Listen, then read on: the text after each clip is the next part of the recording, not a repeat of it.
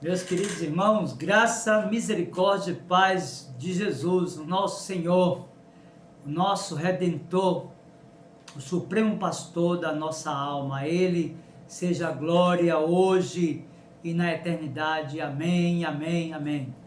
Nós estamos chegando ao final da exposição do chamado, ou da chamada oração modelo, oração do Pai Nosso, ou a oração dominical. Eu quero convidá-lo mais uma vez, de posse da sua Bíblia, você que já percorreu as mensagens anteriores da exposição da oração modelo, oração dominical, a oração do Pai Nosso, agora abrir a sua Bíblia aí no capítulo 6 do Evangelho de Mateus, verso de número 13. Veja comigo aí, Mateus capítulo 6, verso de número 13, diz assim: e não nos deixes cair em tentação, mas livra-nos do mal, pois teu é o reino, o poder e a glória para sempre. Amém. Quero convidá-lo, como sempre, a mais um momento de oração ao Senhor. Você que está no conforto da sua casa, aí pode se curvar diante da grandeza, do poder, da majestade de Deus. Faça isso. Vamos orar agora, suplicar a Deus que visite a sua vida, visite a sua casa, e de posse daquilo que você vai aprender pela exposição desse versículo lido, que Cristo seja honrado, que Cristo seja glorificado, que Cristo seja exaltado na sua vida e na sua casa. Curve-se agora e vamos orar comigo. Meu Senhor, em nome de Jesus, teu Filho bendito e amado, nosso Redentor, o Supremo Pastor da nossa alma, é por Ele, por seu sacrifício perfeito, substitutivo, que nos aproximamos do trono da Tua graça agora, Senhor, para Te agradecer por todas as mensagens que foram produzidas em torno da oração modelo, da oração do Pai Nosso, e Te pedir que esta última mensagem seja um instrumento Teu para a glória de Cristo e a edificação do Teu povo. De forma especial, meu Senhor, que o Senhor visite esta pessoa que agora, de posse do seu celular, da sua TV, do seu computador, aguarda, anelando ouvir a Tua voz pelas Escrituras. Que o Senhor fale com poder e glória para a edificação da igreja e para a salvação dos eleitos. No nome de Jesus. Amém. Meus queridos irmãos, enfim chegamos à última petição da chamada oração modelo, o que é comumente definido na teologia como a chamada sexta petição, tem relação estreita com a passagem imediatamente precedente, aquela cuja exposição se deu na última mensagem, que você pode acessar aqui também no nosso canal, quando fizemos uma abordagem temática relacionada ao valor e à necessidade do perdão. Muito bem, o versículo 13 de Mateus capítulo de número 6, como foi lido, ele está dividido em duas sentenças, e a primeira, ou na primeira sentença, a petição é a seguinte: e não nos deixes cair em tentação, mas livra-nos do mal. Meu querido irmão e amigo, o teólogo William Hendriksen, um teólogo reformado, você pode encontrar muita coisa dele aí, colocando o nome dele na pesquisa no Google. Em seu comentário a esta passagem, ele traduziu essa sentença ora lida da seguinte forma. Veja, ele disse que uma tradução possível dessa primeira parte de Mateus capítulo 6, verso 13, poderia ser assim: e não nos conduza à provação, mas livra-nos do mal. Meus queridos, para William Hendriksen, é relativamente provável que a sexta petição signifique: se é a tua vontade, não permitas, frágeis como somos por natureza, inclinados ao pecado, que entremos em situações que, no curso natural dos acontecimentos, nos exponham à tentação e à queda. Porém, seja qual for o teu caminho para nós, livra-nos do mal. Meus queridos, a lógica da petição aqui é clara. É uma petição análoga, seria: Senhor, conceda que eu possa ser tão cuidadoso em observar as regras da saúde que eu não me torne doente. Porém, seja o que for que em tua providência me sobrevenha, conserva-me bem junto a ti para que a minha fé não fracasse. Ora, esse comentário de William Hendrickson termina lançando luz naquilo que Matthew Henry põe em relevo, comentando também esta passagem, quando estabelece dois aspectos importantes na interpretação desse fragmento da Escritura. Para ele, esta sentença ou este pedido, ele pode ser expressado inicialmente de forma negativa. Daí ele cita: não nos induzas à tentação. Ele diz assim: tendo orado para que a culpa do pecado possa ser removida, oramos como é adequado para que jamais possamos voltar novamente à loucura, que não sejamos tentados a isso.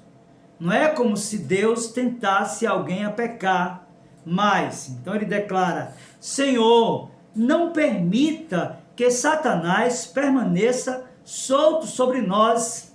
Acorrente este leão rugidor, pois ele é sutil e malévolo. Senhor, não nos deixes sozinhos. Então ele cita o Salmo 19, versículo 13, quando diz: pois somos muito fracos. Senhor, não coloque pedras de tropeço e laços diante de nós, nem nos coloque em circunstâncias que possam ser uma ocasião de queda. Devamos orar contra as tentações, tanto por causa do desconforto como dos transtornos causados por elas, e também por causa do perigo que corremos de ser vencido por elas, sofrendo a culpa e a dor que então se segue. Então veja que ele termina Matthew Henry apresentando um aspecto negativo desta última sentença da oração modelo, mas ele vai apresentar também um aspecto positivo. Então ele vai dizer: positivamente a declaração é: mas livra-nos do mal, ou seja, do maligno. Ele fala do diabo, do tentador. Nos guarde de ser atacados por ele, ou de que sejamos vencidos por esses ataques. Livra-nos da coisa maligna, do pecado, o pior dos males. Um mal, um único mal, aquela coisa maligna que Deus odeia e para a qual Satanás tenta os homens e por ela os destrói. Ele diz ainda: Senhor, livra-nos do mal do mundo, da corrupção que está no mundo através da concupiscência, da iniquidade de toda condição do mundo, do mal da morte, do aguilhão da morte que é o pecado. Livra-nos de nós mesmos, dos nossos próprios corações maus, livra-nos dos homens maus, para que eles não sejam um laço para nós e nem nós uma presa para eles. Meus queridos, tanto o aspecto negativo como o aspecto positivo desta sentença, desta oração modelo ou do Pai Nosso: e não nos deixes cair em tentação, mas livra-nos do mal, pois teu é o reino, o poder e a glória para sempre. Amém. Vai sinalizar exatamente aquilo que essa sexta petição, ela sinaliza para cada um de nós. Bem, nossa confessionalidade, a confessionalidade presbiteriana, ela nos ajuda a compreender isso aqui e lança a luz na exposição desta sexta petição a partir da pergunta e da resposta 106 do Catecismo Maior. Veja qual é a pergunta 106 do Catecismo Maior, é bem assim: pelo que oramos na sexta petição? A resposta é bem curta, mas bem instrutiva. A resposta à pergunta 106 do Breve Catecismo de Westminster é assim: na sexta petição, que é: e não nos deixes cair em tentação, pedimos que Deus nos guarde de sermos tentados a pecar e nos preserve e livre quando formos tentados. Meus queridos irmãos, o Leonard von Orm, ele afirma que quando pedimos que Deus nos guarde de sermos tentados a pecar e nos livre do mal, estamos pedindo que Ele nos guarde de cair na tentação, se for a sua vontade. Entretanto, se cairmos na tentação, estamos pedindo que Ele nos recupere dela e que Ele domine nossa vida e faça com que nossa queda resulte em algo para a sua própria glória. Daí a afirmação: quando somos tentados para o mal, devemos reconhecer que é nosso inimigo e quem é nosso inimigo e enfrentar a batalha com a armadura de Deus. Somos soldados, estamos em guerra e nossa força está na armadura de Deus, que é a sua santa, bendita e poderosa palavra. Meus queridos, William Barclay afirma que a vida sempre está sob o ataque da tentação, mas nenhum inimigo pode lançar uma invasão até encontrar uma brecha em nossas defesas. Onde a tentação encontrará, pois, esta brecha? De onde vêm, meus queridos irmãos, nossas tentações? Está prevenido, meu querido irmão e amigo, possuir antecipadamente as armas que nos ajudarão a resistir o ataque, e se soubermos por onde virá este ataque, nossa probabilidade de vencer será ainda maior. Daí pensarmos, primeiro, que às vezes o ataque da tentação vem de fora de nós. Meus irmãos, há pessoas cuja influência sobre nós, devemos dizer, é má, é muito maligna. Por outro lado, há outras pessoas junto às quais seria improvável que ninguém sequer sugerisse uma ação desonrosa. Ainda outros convidam a tais sugestões e é muito fácil com eles fazer o mal. Então, nós precisamos de compreender inicialmente que às vezes o ataque da tentação vem fora de nós. Mas, em segundo lugar, um dos fatos trágicos da vida é que as tentações podem provir das pessoas que nos amam. De todas as classes de tentações, estas são absolutamente as mais difíceis de combater. Provém de pessoas que nos amam e que não têm a intenção de nos fazer dano. Meus queridos, é muito possível que em tais circunstâncias as pessoas que mais o amam procurem dissuadi-lo a seguir o curso de seu chamado, e o farão precisamente porque o amam. Elas os aconselharão a ser precavido, tomar cuidado, ser prudente, usar a própria sabedoria do mundo como roteiro de vida. Querem que aquele a quem eles amam se munam de uma posição sólida e respeitável na sociedade. Eles não querem que desperdicem suas oportunidades e dons, e por tudo isto procuram que aquele a quem eles amam não faça o que ele sabe que deve fazer. Daí nós devemos ter cuidado, meu querido irmão, em segundo lugar, exatamente considerando que um dos fatos trágicos da vida é que essas tentações podem vir de fato de pessoas que efetivamente nos amam. Mas, em terceiro lugar, meu querido irmão, há uma forma muito curiosa de tentação. Essa forma ataca principalmente os mais jovens. Há neles uma nervura muito estranha que em certas companhias os levam a aparentar ser piores do que de fato são.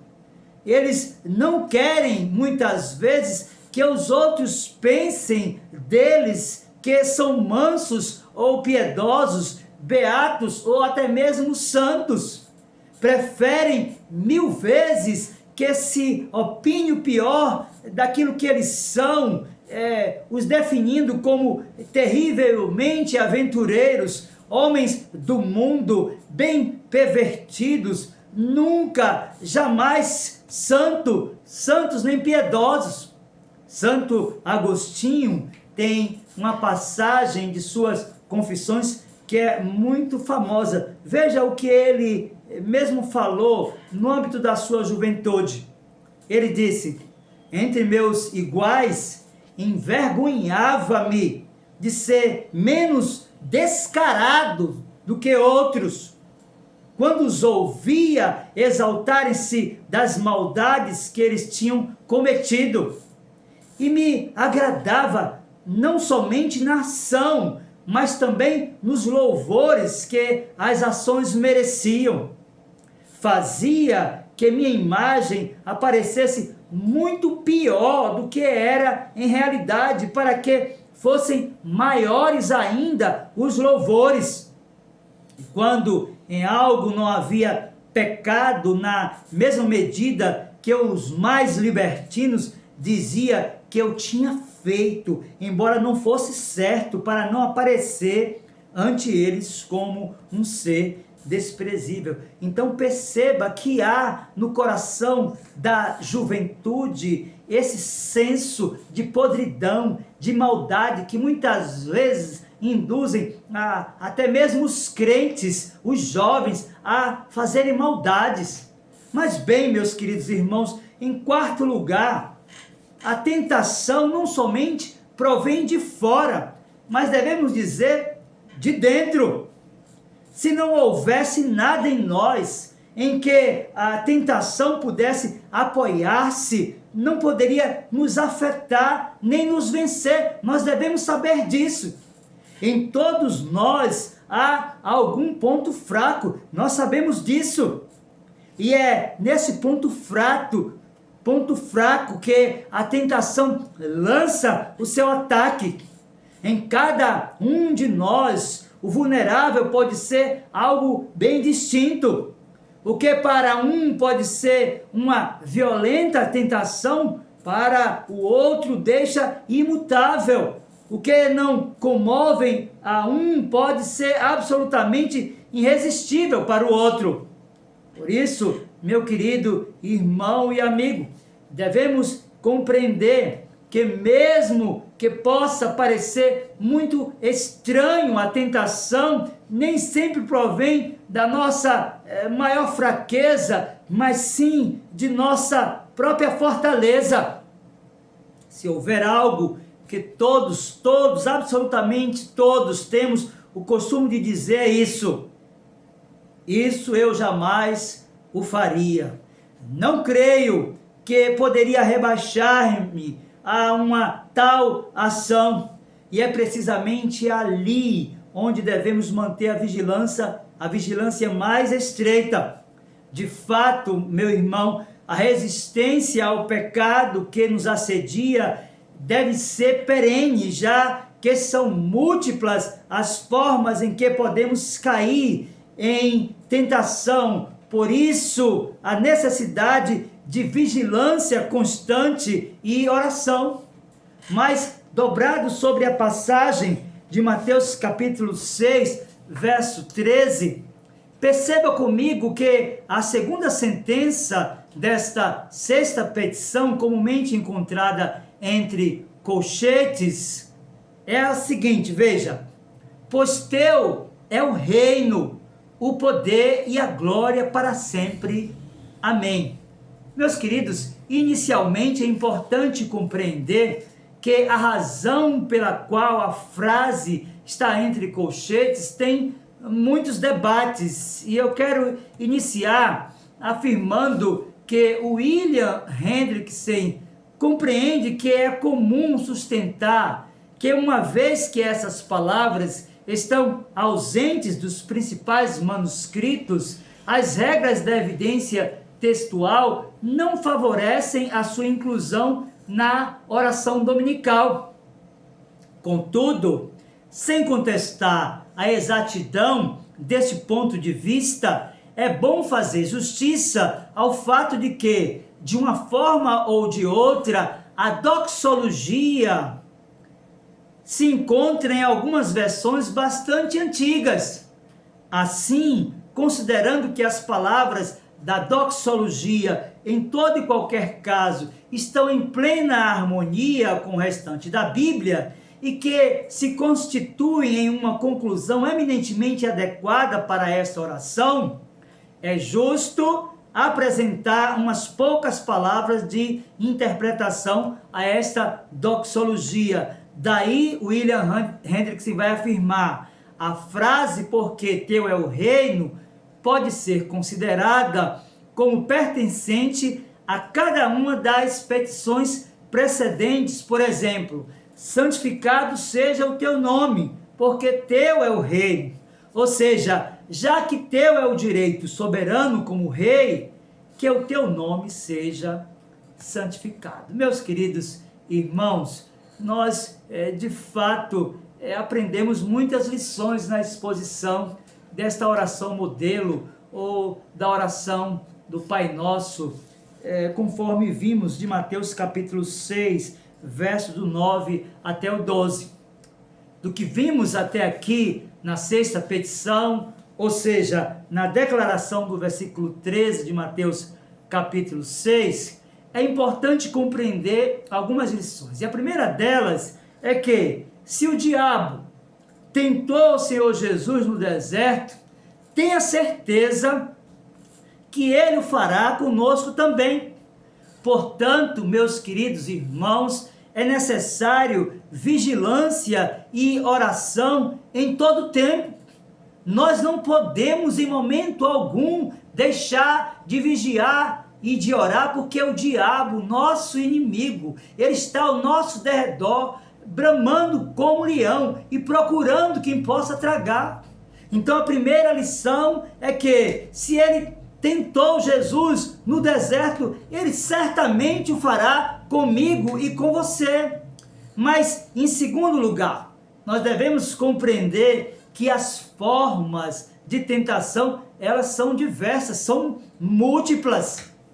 Elas podem originar-se tanto internamente, a partir da nossa natureza humana e decaída, o chamado velho homem, como ela pode originar-se de fora, tanto pela ação do curso do mundo e a influência que o mundo tem sobre a vida de todas as pessoas, e como ele tenta assediar também os crentes, e a ação do inimigo, que é uma ação de fora para dentro. Por isso, é importante e interessante aprendermos, primeiro, que se o diabo tentou a Jesus, ele vai tentar a você também e a mim. Segundo, as formas de tentação são diversas, múltiplas, elas podem se originar tanto internamente como externamente. Mas, por fim, é necessário afirmar que a Bíblia ensina que Deus não tenta a ninguém, pois ele não pode ser tentado pelo mal. Por isso, diante de aflições, busque compreender através da Escritura, da Palavra de Deus, se o que você está vivendo ou enfrentando é uma tentação ou uma provação. E lembre-se da sexta petição, da oração modelo. Ponha sempre no seu coração esta sentença poderosa quando você estiver nos seus enfrentamentos. Diga para Deus: e não me deixe cair em tentação, mas livre-me, meu Senhor, de todo mal, porque teu é o poder, a honra e a glória, hoje e eternamente. Amém. Que Deus, pois, tenha abençoado a sua vida e a sua família pela exposição dessas mensagens na oração modelo, na oração do Pai Nosso, ensinada pelo Senhor Jesus, registrada por Mateus no capítulo 6 do seu Evangelho, verso do 9 até o 13. Eu quero então orar, encerrando esta série de exposições nesta porção da Santa Escritura. Feche os seus olhos e ore comigo nesta hora.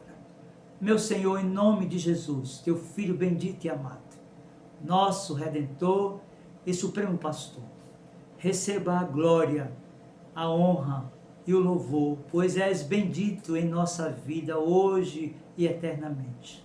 Obrigado pelas lições que extraímos dessas exposições, especialmente desta última petição, meu Senhor, que ela seja guardada no coração do teu povo, que haja edificação, santificação, fortalecimento na caminhada, para que Cristo seja honrado e glorificado na vida dos seus filhos.